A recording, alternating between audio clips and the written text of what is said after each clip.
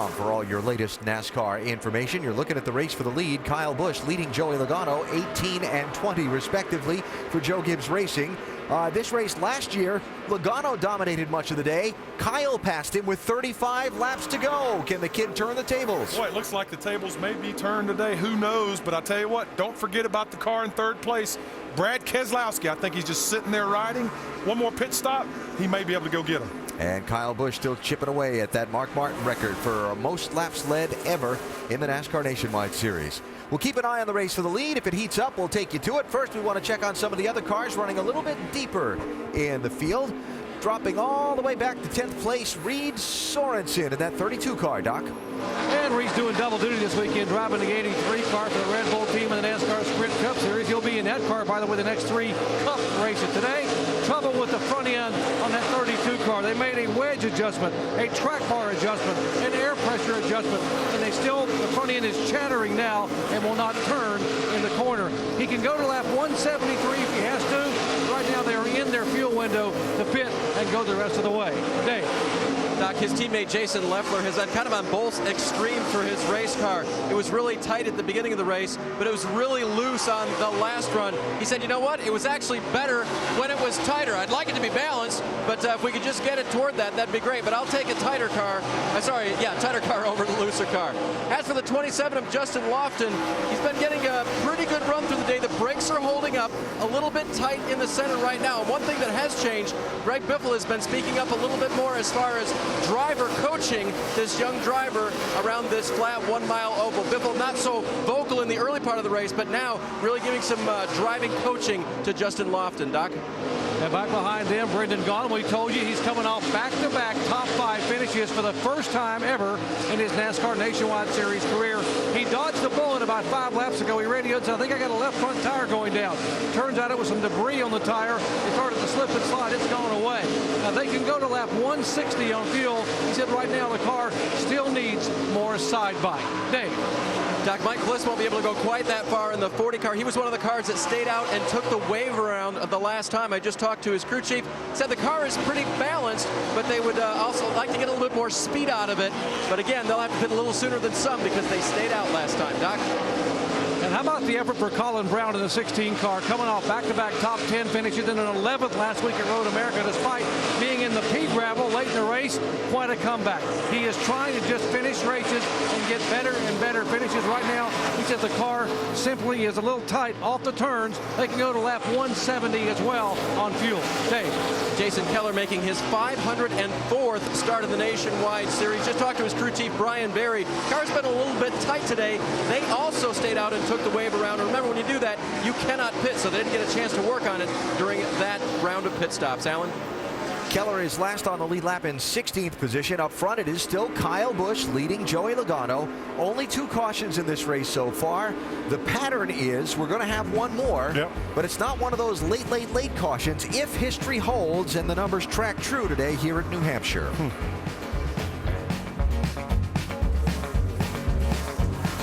Well, the 2010 FIFA World Cup continues with the round of 16 on ESPN and ABC tomorrow. First on ESPN at 9:30 a.m. Eastern. It is Germany and England. Then on ABC at 2 Eastern, Argentina takes on Mexico. The 2010 FIFA World Cup on ESPN and ABC tomorrow. And all you tuning in after today's game, for those of you that did not watch, we will show you the bad news. America lost. Ghana, for the 2nd World Cup in a row, eliminates the United States. The final score, 2-1. Let's talk about the battle for the race lead now, as we are now working lap number 140. Kyle Busch has about that much over his teammate Joey Logano, and they have pulled away from Brad Keselowski by 5 seconds, guys. Yeah, with all this room that they have on the other cars, Dale, I got to think that Joey feels like he's maybe got a better car. He's been locked to the rear bumper of this 18.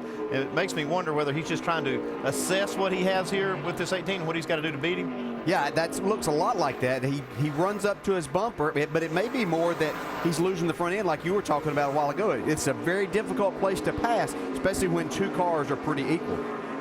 Coming up on lap traffic, the 89 of Morgan Shepherd. 5 times in 2009, these two finished 1 and 2. Notice where Kyle finished ahead of Joey in the one and only time that he won this 1-2 matchup was right here at New Hampshire. It's like Alan said, maybe he can turn the table right here. And remember, Kyle would become our first repeat winner in 24 races here at New Hampshire. Joey Logano could be our 24th different winner. On board right now with Stephen Wallace. We told you about the problems he had. He's running 18th. He needs to get around one more car, Tony Raines, to get the lucky dog position. He's one lap down, but a little bit earlier, it looked like he was trying to find his way through all this. Hello. It's Robert Richardson Jr. As nobody really had a serious damage, a little fender damage on the 23, but everybody else seems to survive. And there is Steven. Like we said, he's got to get past Tony Raines right now, and he is running quicker laps than Tony. And then he's got to hope for a caution to get back on the lead lap. And why is that important? Well, there's only 16 cars on the lead lap right now, and if we had a late green-white checker, you're right back in this because you're only in row 8. That's right. And the only way that Stephen Wallace can race those cars in the top 16 is to get on the same lap with him. And there's the 34, just a couple of cars ahead. So that is the race for the lucky dog position. Tony Raines has it, and the 66 of Stephen Wallace wants it. They're both going under the 39 of Charles Lewandowski. Lewandowski wasn't really supposed to be in this race. Peyton Sellers was disqualified, fuel issue, and he's out there and still running strong. And there's the difference between first and second. Back here at New Hampshire, we are under our third caution now. As you can see, everybody at pit road has opened already, and the race leaders. Mike Bliss has an engine problem. Don't know exactly what the issue was, but he was 13th. Let's go down to pit road. Dave Burns. Leader Kyle Busch is in there talking about 2 tires. Kyle says, I don't know what it'll take for me to get away from him, but I just can't seem to do it till about 40 laps. They do take 2. 20 car of Joey Logano, they're talking about 2 tires as well. That'll be the same. He gets down off pit road behind his teammate, Vince. The 33 of Kevin Harvick, you see they're making a 4-tire change on the 33. Harvick says the balance is good, but he just can't go anywhere in traffic. That's the problem for Harvick. The 22 of Brad Keselowski, he says it just gets tighter and tighter as they go. They made a 4-tire change with a track bar adjustment. So the 2-tire, 4-tire strategy with 52 laps remaining here. And both Joe Gibbs cars, you take a look at the Nationwide Insurance race off pit road, hold station. Edwards, Harvick, Sadler, Menard, Allgaier pick up 1 each. New England 200, that is what the team is working on with Mike Bliss, as our old late friend Benny Parsons would have said. He blowed up. Yep, what it looks like here. You see, you know, but Bliss kept saying he felt like he had oil pressure, didn't know exactly what it was, but he's in there trying to diagnose it. Our Aaron's lucky dog goes to the 34 of Tony Raines. Yes, he did hold off Stephen Wallace, and but Wallace was one of several 7 waiver rounds. Kenny Wallace, Danica Patrick, Willie Allen, Stephen Wallace, Ricky Stenhouse, Eric McClure, Michael Annette, and race leader Kyle Busch and Joey Logano head for turn 1. Yeah, first time we've seen the leader choose that outside lane to restart in today. Kyle Busch trying to see if he can make it work. Kevin Harvick going to try the high side. Not going to get any help there for the race lead. Look at the freight train behind him. And boy, the 32 Reed Sorensen, he's getting eaten up right now. 2 cars have easily gotten past. Here comes Allgaier. See Harvick behind these 2 leaders, and here we go, a pass for the lead. Now Logano's got the advantage off turn 4. Drag race down the front straightaway, side by side. Harvick's got the best seat in the house. Kyle trying to take it back. Harvick's also got the best tires. He changed 4 tires that last stop, and these 2 cars took 2 tires. Carl Edwards right in this mix as well. And these 4 cars are opening up a gap over the 2 Penske teammates, Brad Keselowski and Justin Allgaier. And what you're seeing right here is 2 cars that are on 4 tires, Carl Edwards and Kevin Harvick, against the 2 Gibbs cars that are on just 2 tires that last stop.